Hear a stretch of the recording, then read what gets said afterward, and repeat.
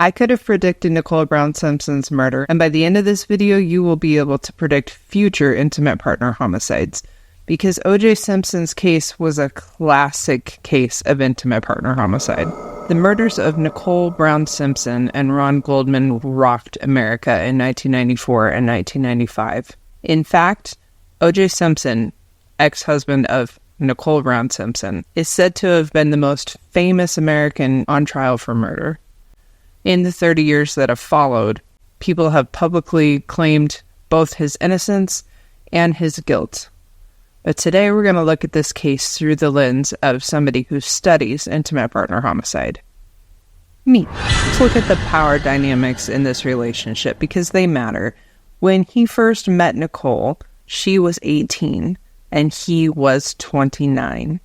She was a teenage girl living at home with her parents, not starting out in the world yet, and he was a full-grown adult who was married and had children at the time. The power dynamics were large. The first time that he called Nicole, he had Kris Jenner, who at the time was Kris Kardashian, asked for Nicole because he knew that her parents were probably not going to approve of a full-grown man calling their teenage daughter. So he was very well aware of the power dynamics. If you can't see that in this, his future girlfriend after this murder, Christy Parody, was 19 when he met her also. And he had had 2 wives and multiple children under his belt at the time that he got together with her, also 19.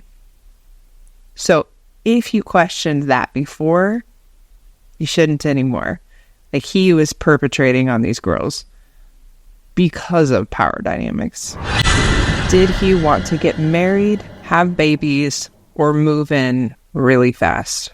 Nicole's friend and maybe co-worker, David Laban, talked about how she was a hostess at this place, this restaurant that OJ came into. He saw her, they connected, and in the secret tapes of the OJ Simpson case, David talked about how it was 4 to 5 days later that O.J. Simpson had bought Nicole a new car and gotten her an apartment. Now, he didn't specify if it was 4 or 5 days after they met or 4 or 5 days after their first date, but either one is really fast. Did he experience or witness abuse as a child? I think it would be reasonable for us to expand upon that to say, did he witness or experience or participate in violence in some meaningful way? A lot of times when kids have been victimized, they either become victims as an adult or they become perpetrators as an adult. We don't necessarily have record of him having been abused when he was a kid, but he definitely participated in gangs and got in trouble for gang violence when he was a teenager. He grew up in the projects of San Francisco, and growing up in the projects anywhere tends to come with violence and poverty as a part of the package. Is he charming? A long time ago, I heard somebody say that when somebody is charming, it's not the same as being nice. People that are nice for a nice sake. But people that are charming, they're doing an act to charm. It's sort of like saying, look at this hand over here so that you don't see what this hand is doing. That's what charming is. It redirects attention. David was saying in that same interview that Nicole had gone on her first date with OJ and he was asking about it. And she was saying, oh, it was just great. He's so charming and everybody knows him and it's amazing. And then he noticed that her jeans were ripped. And he was like, what happened to your jeans? And she goes, oh, it's nothing. He just got a little rough. And he's like, he got a little rough with you on your first date? And you're gonna tolerate that? And she said, you know, David, I think that I really like him.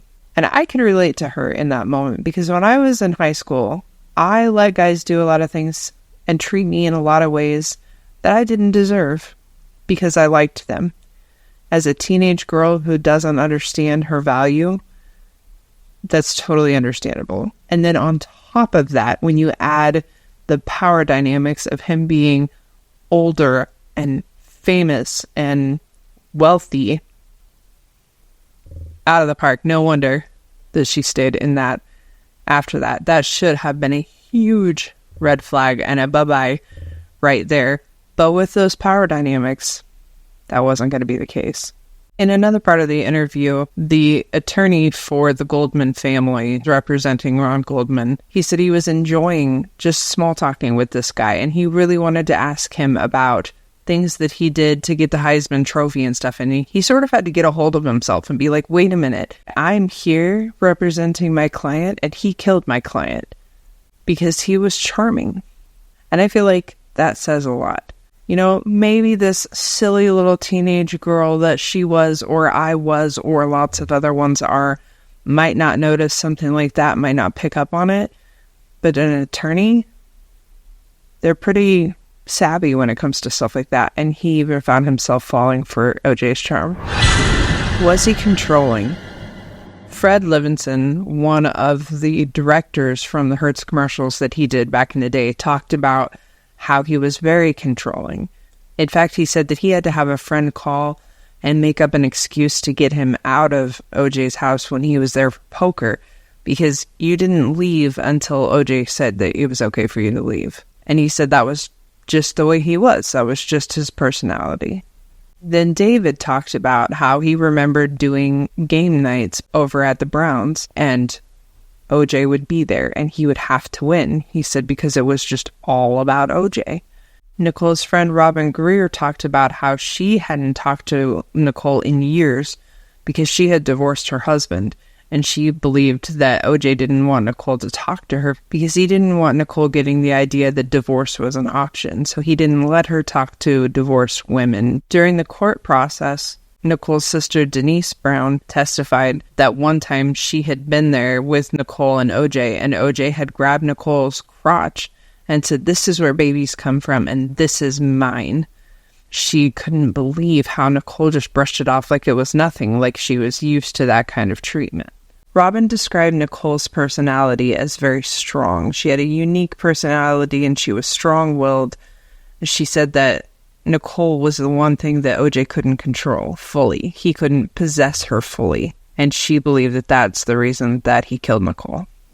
Does he believe that he is smarter, more clever, or better than most people? There was a behavioral psychologist, Dr. Gregory Hassan, that talks about how OJ was exceptionally good at football from a young age. He was glorified as an athlete. He was a Heisman Trophy winner. Then he went on to be an actor in commercials and in movies, and he was very wealthy. He lived above everybody else. He was shown over and over and over again that he was above the law. So he had every reason to believe that he was smarter, more clever, and better than everybody else. Later on, when he was able to get away with murder in the criminal trial, that added to it. Every time that this particular type of personality gets away with something, especially in the legal system, it sort of, you can almost see their head getting bigger and bigger and bigger, and it makes them more dangerous. More and more dangerous, because they believe, hey, I can get away with it. I got away with that. I got away with that. I can get away with this. I can get away with anything. I'm invincible. And he believed he was invincible. When Detective Thomas Lang met OJ for the first time, he said that his first impression was that he was very impressed with himself and that he thought that he could handle anything. He even called him narcissistic. This legal analyst for the O.J. Simpson trial said that she had no doubt Howie Wiseman, who was O.J.'s attorney, had told him not to answer questions, but O.J. was the kind of person that we saw in here all of the time. He didn't listen to what people said. He thought that he knew best. He could handle it. Does he believe that he's above the law, or that the law and rules don't apply to him? In fact, even with blood evidence, his blood was found at the crime scene along with Nicole Brown Simpson's and Ron Goldman's, and then the victim's blood was also found in his vehicle. Even after that, when he was in questioning, he said that he had not ever seen Ron, that he had not ever met him, he had not ever spoken to him, that he knew of. Michelle Caruso of the New York Daily News made a powerful statement saying that we already knew the power of O.J. Simpson's money and his team. We knew that he could get any expert, any attorney, that he could have 10 attorneys if he wanted to. He had unlimited resources, fame, fortune, people who adored him, even with mounting evidence that he was a double murderer. Stephen Foster talked about how O.J. was just this really boisterous, arrogant guy, and that you could hear him laughing and joking as they were walking in to be able to do the depositions, which again speaks to that whole charming thing that we were talking about before, and also to feeling like he is above the law and above the rules and the standards that normal people would need to adhere to. He is going for depositions in his ex-wife's murder, and he's joking and laughing and like everything is great. 2 lives were gone. 1 nearly decapitated. My son stabbed 33 times. That meant nothing.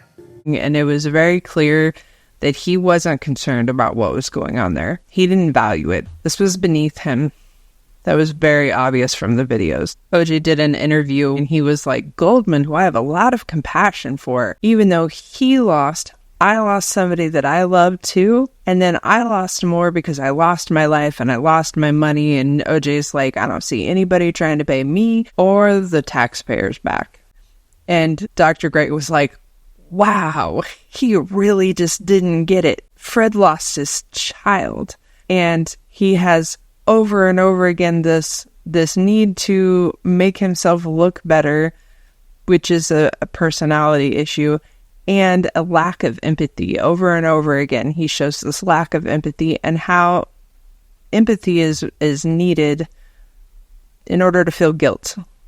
Because if you don't have any empathy for the hurt that somebody's going through, for the loss that they have had, you're not going to feel guilty about it. You're not going to feel bad. And OJ didn't. Does he use intimidating behavior when he's angry, like slamming doors or breaking things? OJ slammed his fist down on the table and said, "She's my wife." He broke down doors. He definitely had this red flag also. Has he abused you or a previous girlfriend or wife physically? In 1989, Ron Shipp tells interviewers that he was a mutual friend of OJ and Nicole's. He was also LAPD. And he talked about a time when Nicole came down to the police station, asked for him, and reported that OJ had beat her up. You can see pictures of her having a bruised face. He also talked about talking to Nicole at some point or another, and she'd told him that OJ had hit her when she was 19. There's definitely knowledge within the friend group of physical abuse that had happened. And then in court, Nicole's sister, Denise, testified about a time when OJ had picked Nicole up and thrown her into the wall and then picked her up and threw her out of the house. Nicole's friend, Faye Resnick, testified that OJ was aggressive and spewing with anger and that she was afraid on the phone with him, even though they weren't in the same location. She was scared. And she testified about him talking about killing Nicole, telling her that he was going to kill Nicole, and essentially telling her that it wasn't even his choice, that she was going to make him do it. Mutual friend A.C. Crowling was questioned about an incident where he took Nicole into the emergency room. She told them that OJ had done it. I've also seen a letter from Nicole herself in 1991 that she had written to OJ, in which she talked about how unfair it was that she may not have kept a perfect house or done her hair the way that he wanted her to, but that she didn't see how that compared to beating her and cheating on her. And I have written such letters, so I put a lot of weight on that letter. Has he been abusive to children or animals? This is a red flag because it speaks to a willingness to attack somebody who's vulnerable, who can't defend themselves. And OJ had done an interview with a reporter that I had in the other video that I had done on this, where he talked about boxing with his 14-year-old son in his front yard. He said, well, he needed to know who's boss. That fits into this category as far as I'm concerned.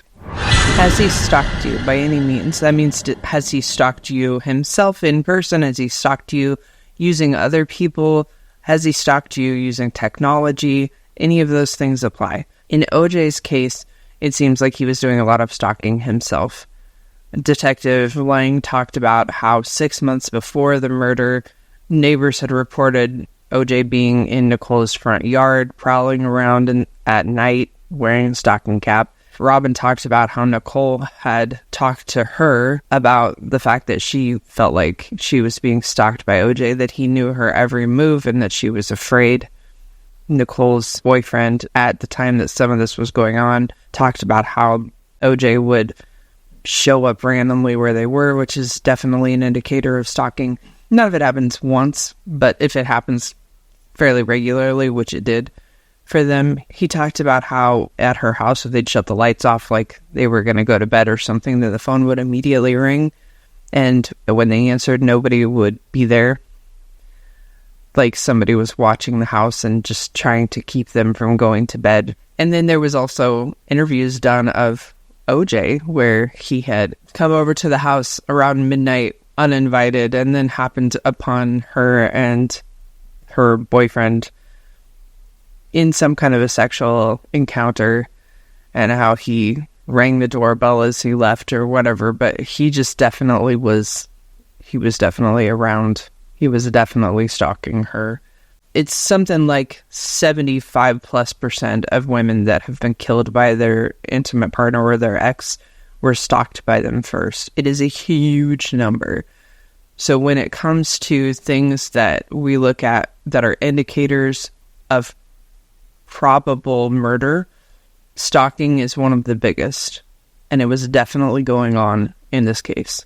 If Nicole was still alive today and I was trying to warn her about this situation and about her risk for being murdered by OJ, this would be the point when I would say you really, really, really need to get help, and you need to make yourself inaccessible to him, because this is the last straw before something potentially fatal happens.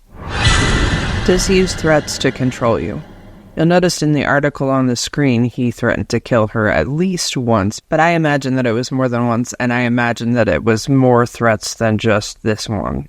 Does he downplay the abuse or make it seem less bad than it actually is? OJ was particularly creative at downplaying stuff, which it's not funny, but because I look at this stuff so much, it's comical how much he did it, I guess. One of the guys that had interviewed him was like, okay, so he said that he goes to her house a lot, and he's there at night a lot. He goes there uninvited a lot, and he's there at night a lot, but that's not stalking. He's sort of mocking him, like, obviously that's stalking, man. And the investigators at one point early on in the murder investigation, they show him pictures of her face, and they're like, how do you explain these bruises on her face? And he's like, I don't. That's not bruises. That's makeup from a movie that we were rehearsing. And they're like, you have specific recollection of being in makeup and acting for this? And he's like, oh yeah, I have specific recollection of that. But I haven't seen these pictures. I didn't take these pictures, so I can't specifically say that this is that. But I'm pretty sure that's what that was. And she had bruising around her neck from what it looked like being strangled or an attempt at being strangled. And he was like, well, we were wrestling around, and so it's pretty tough to not touch somebody on their shoulders or their neck in that situation. And so it might have been me. I might have touched her neck. Touching versus putting your hands there and squeezing to get bruising is not the same thing. During the interrogation interviews, the officers were like, it's pretty clear that you guys are not evenly matched physically, wouldn't you agree? And he's like, no, I wouldn't agree. They go, so you're saying that you guys are physically evenly matched? And he's like, yeah, I mean, in the way that I was trying to remove her from the house, we were evenly matched. And I just want to show you guys a picture of the difference of the two of these. She's not a big woman, and he is a seasoned football player, a big dude, evenly matched. I want to take a second to note that doesn't always mean something. That there are definitely situations where the female who is smaller oftentimes is the aggressor in a relationship. I just don't believe that's the case here. But that's a lot of times why the guys won't report when they are being abused, because the woman is little and they don't believe that people are going to believe them. An abusive person will figure out means to be abusive regardless. So if we were looking at Nicole as the abuser, it's possible that she could have done things, but she's not the abuser in this case. She is the victim, and the mentality is there and the behavior is there for her to be the victim. And there was also an interview done with OJ by this same reporter in which he was like, you can't be proud of your marriage. And OJ, straight-faced, dead-eyed into the camera, was like, yes, I can. Totally proud. Is there an incident or two in a 17-year marriage that I wish had not have happened? Sure. But anybody that says that they don't have an incident or two that they wish hadn't have happened in a 17-year marriage is lying. Our relationship was a loving, happy relationship. That's who we were. That's what our relationship was like. It was very clear from the multiple of these that I got to see that probably he was pretty practiced at downplaying abuse. Does he blame others or refuse to take responsibility for his actions? Sometimes in abusers, this even can look like almost being paranoid. Like they think that everybody is out to get them, or the world is out to get them, or the criminal justice system is out to get them, but somebody's out to get them because they can't possibly be responsible for the things that they do. Dr. Gregory talked about that too when he was talking about this personality type that OJ had. He said that even when this personality type knows that they did something, they can't actually own responsibility for it. Even if they know they did a bad thing, it's somebody else's fault. During this entire experience with the press and the investigators as far as Nicole and Ron's murders went, he was just constantly trying to make himself look good. That was his whole battle. It wasn't even necessarily trying to prove that he hadn't done it. It was trying to prove that he was a good guy, that he looked good, that he was good. And also, the doctor talked about the fact that he was always the victim in it. He was wronged by the media. He was wronged by the LAPD. He was wronged by Nicole. And that was what his focus was on. Is he possessive? This is something that I see a lot in these cases, and it was definitely present here. I'm going to tie this in with another one that is, does he refuse to accept rejection? They sort of are going to go hand in hand in this case. Is he possessive of her? Yes. And does he refuse to let go of that? Does he refuse to allow her to reject him, to say, I am done with this relationship. I can't be with you anymore. It's over. At first, it kind of comes off as a double standard. Like, you are not allowed to have sex with anybody else, but I can screw whoever I want to type of thing. But really, it's a possession and an ownership thing.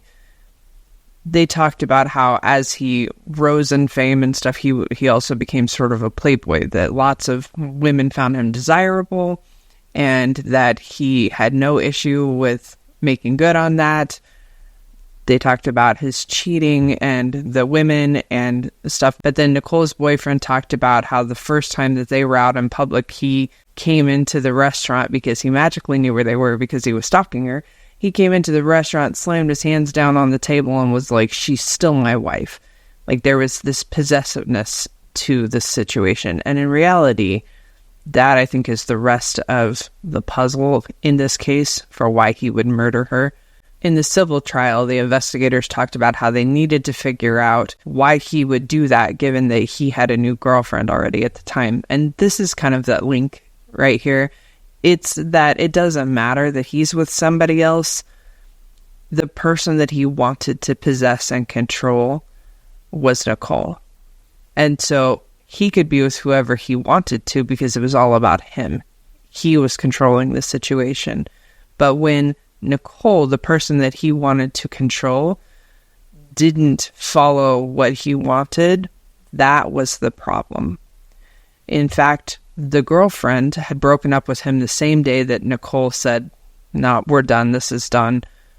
And the girlfriend breaking up with him was probably a thing. It probably affected him, but not as much as this thing with Nicole, because she was the person that he wanted to control. Now, later on, he dated somebody else and he became abusive of her, and then she became the object that he wanted to control. But at this time, in this relationship, in this time period in his life, Nicole was it. She was not allowed to make her own choices, do her own things, move on with her life, because he hadn't let go of that yet. And when the woman decides that she's done and she takes that control back for herself, that's when a lot of these murders happen. Do you feel like your life is in danger? This is the number one sign that your life is in danger with the current partner or an ex, is that you feel like it. You're afraid that they might do something, that they might kill you. Officer John Edwards of the LAPD testified in court that when he had responded to a 911 call, she came running out of the bushes at him, screaming, "He's going to kill me, he's going to kill me." When he asked her, "Who was going to kill you?" she said, "OJ." Kris Jenner talked about how towards the end of Nicole's life, this was something that she had talked about. She believed that OJ was going to kill her. In fact, she said, "He's not only going to kill me, he's going to get away with it." And this was something that she talked about multiple times to multiple people. It was very much on her radar. So she made this a known thing that she was afraid for her life, not only to the people in her circle, not only to her friends, but also to law enforcement. And those are huge, huge, huge, glaring red lights saying this woman's life is in danger. And it wasn't taken seriously enough. Ron and Nicole were butchered. And I just want to say that this video was made to teach people about intimate partner homicide for the purpose of trying to teach them how they can see these things ahead of time, make plans, make changes so that they don't end up in this situation. I 100% understand and recognize that Ron was also a victim in this crime, and unfortunately he was somebody that gets killed when somebody else is being killed from intimate partner homicide. It happens. Not all of the victims of intimate partner homicide are the women that are involved. Sometimes it's children, sometimes it is new partners, sometimes it is people that are trying to intervene to try to help. To Ron's family, as well as Nicole's, I am deeply sorry for your loss. Last June 13th, 94,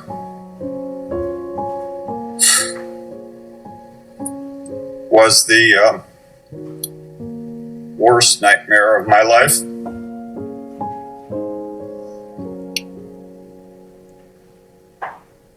This is the second.